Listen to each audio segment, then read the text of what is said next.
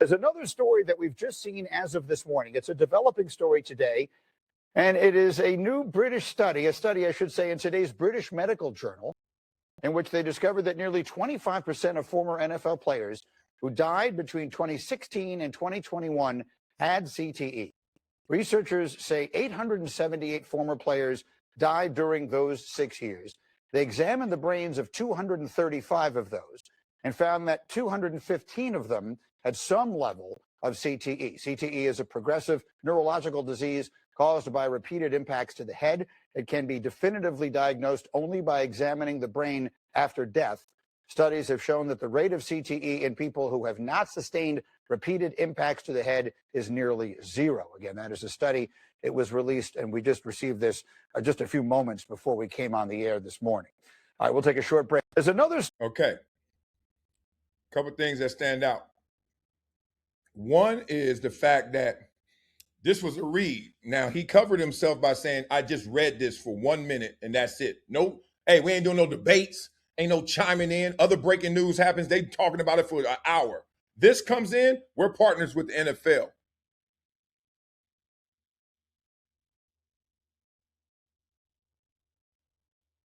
I'm going to say it again. We're partners with the NFL. We're going to talk about this because some things we can't avoid. At the same time, move on.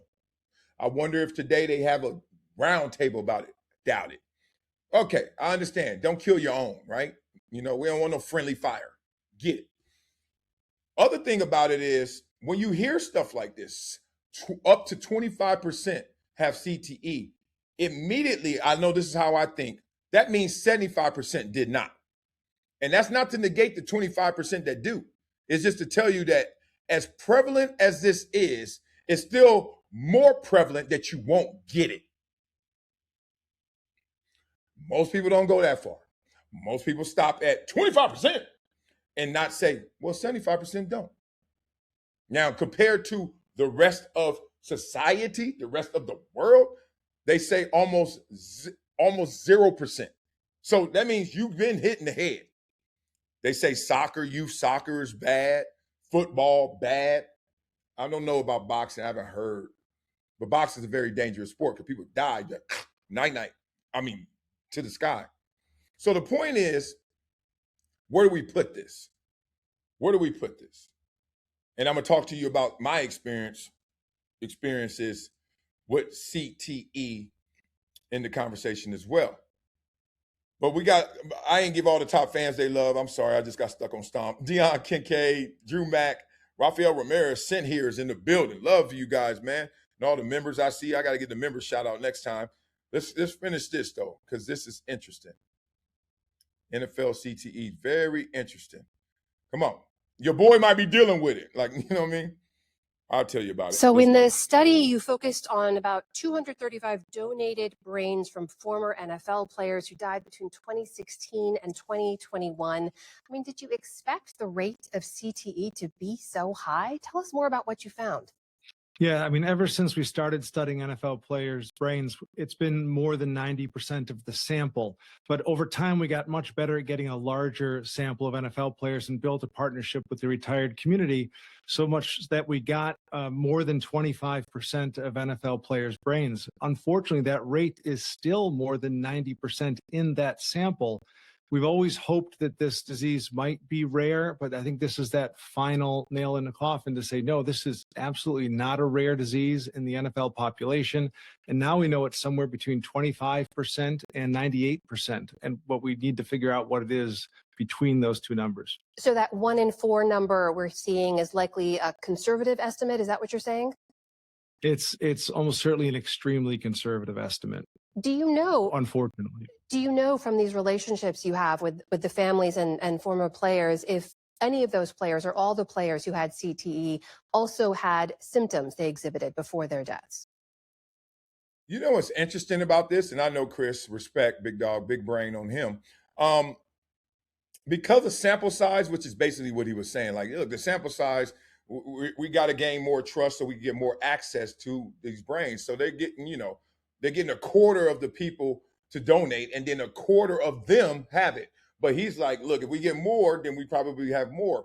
But that is an assumption, but that also is based in knowledge. So That's his hypothesis. Like, I am hypothesizing that if we were to get more, that number would go up even in percentage, not just aggregate number.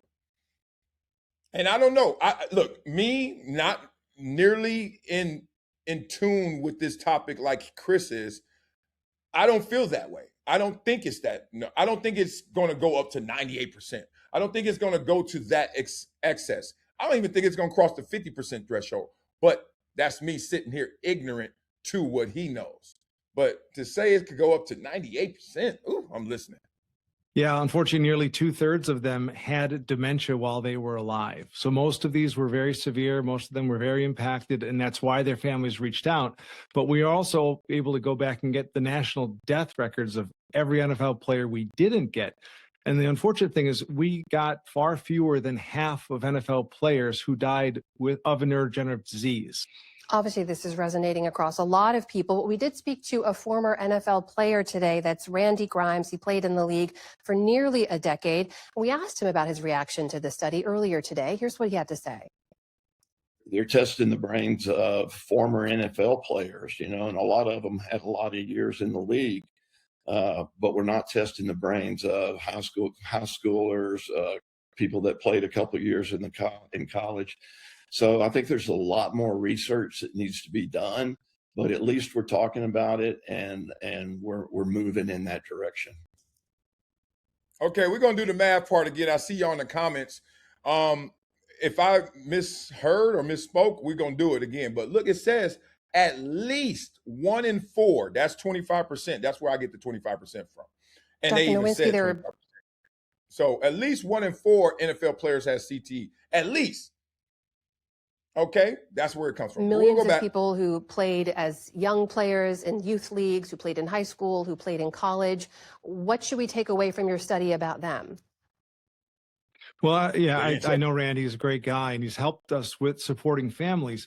I guess I do need to let him know that we are also studying college football players. We've studied nearly 400 of them, and we've studied more than 100 former high school players. What we've shown through the study of people with different career lengths is a clear dose-response relationship. We're over 90% are NFL players, but I think we're still around 2/3 of our college players we've studied have had it, and about 1/3 of our high school. We know, again, that sampling bias, so the number's got to be lower than that. But it's still far too many, considering 20 million men have played high school football in this country. And so I hope this is the moment where we shift the conversation to this is a minority of players and we don't have to worry about this, to one where we say, okay, this is a public health crisis that we need to confront, not only in the NFL, but throughout football. And there are a lot of men who are going to need treatment and a cure, and we need to really ramp up our investments in making this a curable disease in our lifetime. I just want to put to you part of what the NFL sent to us in a statement in response, because they stress that they are continually striving to make football safer. They talk about implementing strategies to reduce concussions and head impacts. That includes new rules, new helmet technology. They also I'm over here saying, point out the average age of the players that you studied when they died was about 66, noting they hadn't played for many years. So is it possible your findings reflect the impacts of a different, earlier era of football? Is the game safer today? Is it possible? Yes. Is it probable? No. We've made some modest changes to the game, and that's great. But also players are bigger, stronger, and faster than they've ever been, and they're starting younger, and seasons are longer. So I wouldn't be surprised if it's worse today or it peaked very recently. So we have a lot of work ahead of us, and we need to go a lot further if we want to tell ourselves that this game is safe enough. Because as a former player, I'll tell you, I'm still uncomfortable with this. And just to give you one example, one of our latest cases was Marshawn Nealand, who played for the Cowboys just over a year ago. At 24 years old, he died by suicide. He already had CTE, and he played in the modern era of concussion protocols and practice restrictions. So nobody should be resting on their laurels thinking that we have this covered and this is now something in the rearview mirror. Damn. Okay, let's go back to the beginning. As we got to get this math right. But Um, when you hear him say what he just said, especially about Marshawn Nealon, um, it makes me think. Look, I'm listening to him and I'm respecting his research. Now, also, all research has to be what? To be proven correct, reliable, and valid.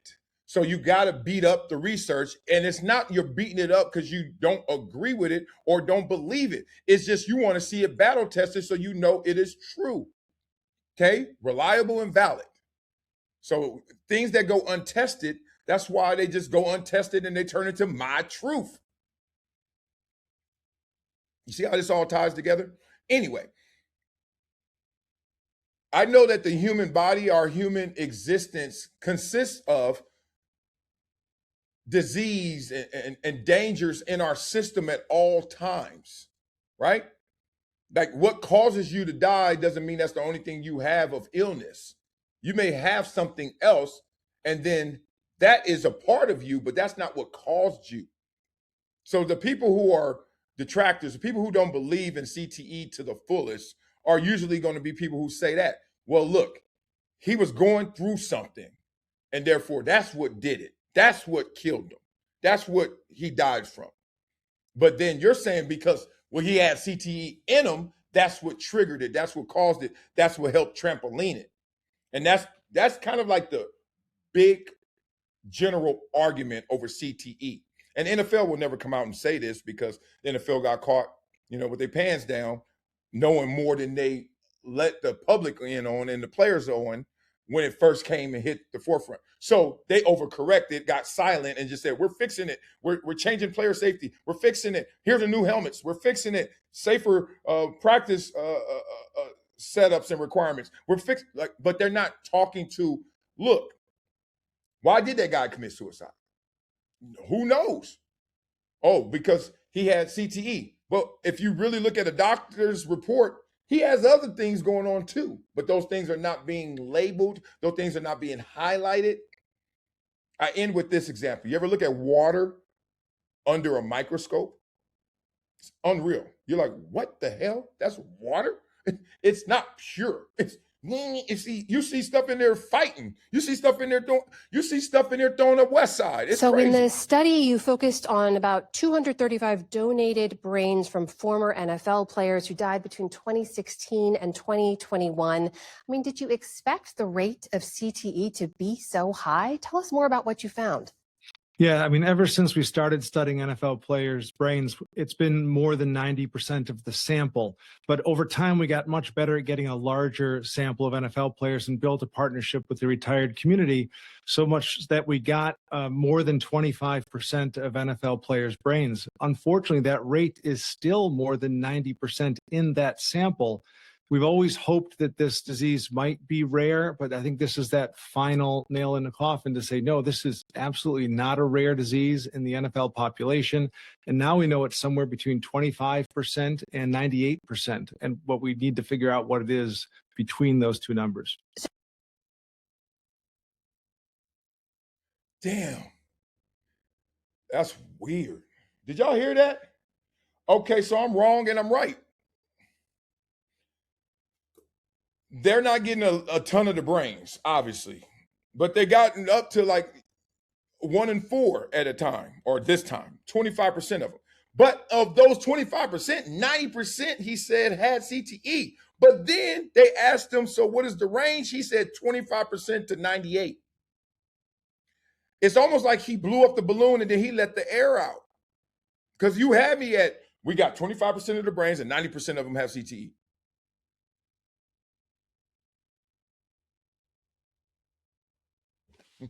You know what I mean? Like,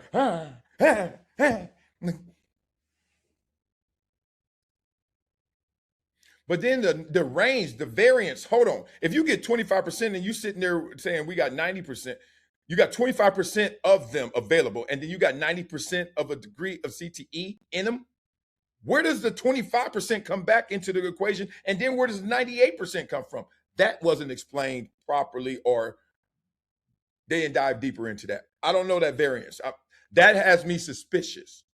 Are we playing funny math? Are we doing something funny with the money and the numbers? I don't know. But I respect Chris to the fullest. So I'm just going to keep us in tune with that conversation going forward. Whew, that was wild. Okay. Interesting. All right, beat up in the comments. Let me know what you think. I don't know about that math. Look, one thing I know about math is if it doesn't make sense, it's because you don't understand it. It ain't math's fault. I wish this world was like that. It ain't the truth's fault. It's your fault. You don't know what to look at. You thinking Natasha Cloud came over there with a peace sign. You think she came over there in love and harmony. No. Math does not stutter. Math does not stutter. Math does not say, I don't know. Math doesn't say, let me think about it. That's your ass. That's why I love math. That's why when I first heard it, I was like, what? Whatever. We're going to fix that going forward. All right, beat up in the comments. Let me know what you guys think. But don't blame math, dog. Blame your dumb ass. I love math. Math just be like, I don't care. That's how I live. Like my mindset is like, I said the truth. Y'all don't believe me? All right, whatever. You'll find out that, hey, lies run sprints. Lies run sprints. Truth runs marathons. So y'all just keep sprinting. I'm going to run down there and get one. So what? I'm going to walk down and get them all. That's how the game go. Okay.